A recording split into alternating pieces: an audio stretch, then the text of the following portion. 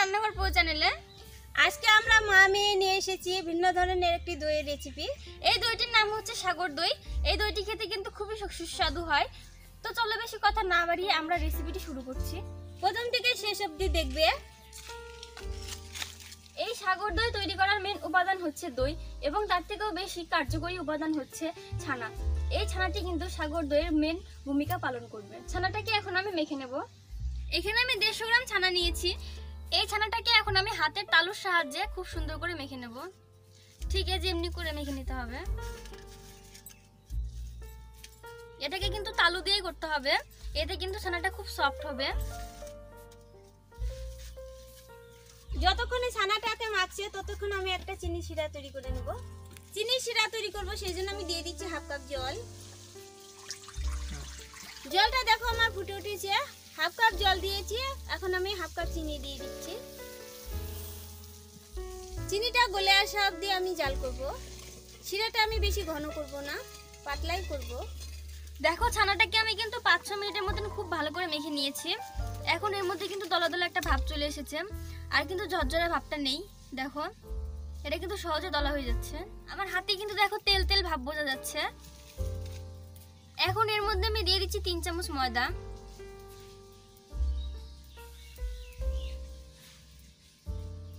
এখন এই ময়দাটাকে আমি ছানার মধ্যে খুব ভালো করে মেখে নেব।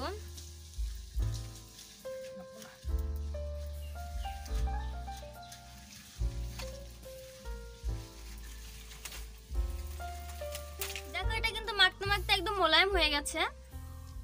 এখন আমি এটা থেকে ছোট ছোট করে লেচি কেটে নেব।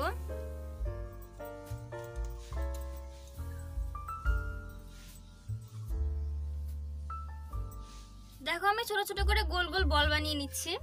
তোমাদের যার যেমন পছন্দ তোমরা কিন্তু লম্বা লম্বা বানিয়ে নিতে পারো। গোল বানাতে হবে তার কিন্তু কোনো মানে নেই। আমার গোল শেপটাই বেশি ভালো লাগে, তাই আমি গোল গোল করে বানিয়ে নিচ্ছি। চিনি শিরাটা আমার একদম তৈরি, এখন আমি নামিয়ে দেব। চিনিটা গলে যখনই বলক চলে আসবে তখনই নামিয়ে দিবে। আমার শিরাটা তৈরি, আমি এখন নামিয়ে দেব। শিরাটাকে এখন আমি সাইডে রেখে দেবো ঠান্ডা হওয়ার জন্য। সবগুলো ছানার বল আমি তৈরি করে নিয়েছি। এই ছানার বলগুলোকে এখন ভাজতে হবে। মা তুমি কড়াইতে তেল দিয়ে ছানার বলগুলোকে ভেজে নাও। তেলটা আমার গরম হয়ে গেছে। তেলটা কিন্তু একদম পুরো গরম করা যাবে না, হালকা একটু গরম করে বলগুলোকে ছেড়ে দিতে হবে, তা না হলে কালচে ভাব চলে আসবে। এই বলগুলোকে কিন্তু একদম কড়া করে ভাজবো না, হালকা দুবার নেড়ে চেড়ে আমি নামিয়ে দেবো। ভাজা হয়ে গেছে, এখন আমি তুলে নিচ্ছি। বলগুলোকে তুলে একদম সঙ্গে সঙ্গে চিনি শিরাতে ছেড়ে দিতে হবে।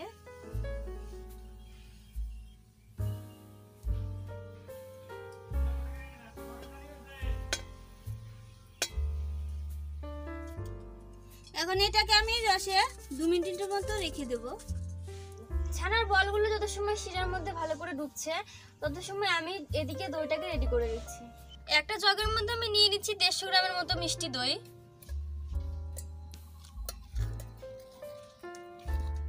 এখন আমি এই ঢাল কাটার সাহায্যে দইটাকে খুব ভালো করে ফেটিয়ে নেব।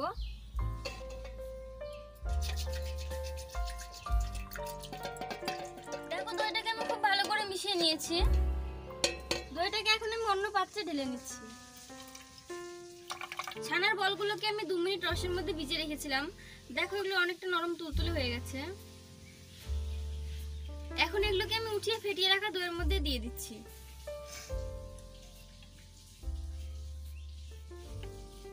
সাগর দই আমার একদম তৈরি। এখন এটাকে আমি পরিবেশন করছি। দেখতে কত সুন্দর লাগছে। এটাকে এইভাবে আমরা 1/2 ঘন্টা রেখে দেবো। 1/2 ঘন্টা পরে ফিরে আসছি। দেখলে তো কত সহজে একটি ভিন্ন ধরনের ভিন্ন স্বাদের দই রেসিপি তৈরি হয়ে গেল। এই দইটা দেখতে যতটা লোভনীয়, খেতে কিন্তু ততটাই সুস্বাদু।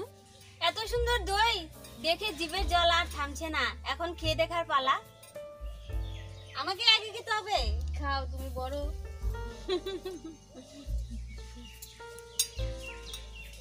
সত্যি খেতে খুবই অসাধারণ হয়েছে। দেখ তো, এত লাজুক খাবে না। আশা করি আজকের ভিডিওটি সকলের খুব ভালো লেগেছে। ভিডিওটি যদি ভালো লাগে তাহলে একটা লাইক লাইক করবে, কমেন্ট করবে, শেয়ার করবে এবং আমাদের চ্যানেলটির পাশে থাকবে। আজকে এখানে বিদায় নিচ্ছি, দেখা হবে পরবর্তী কোনো ভিডিওতে। টাটা।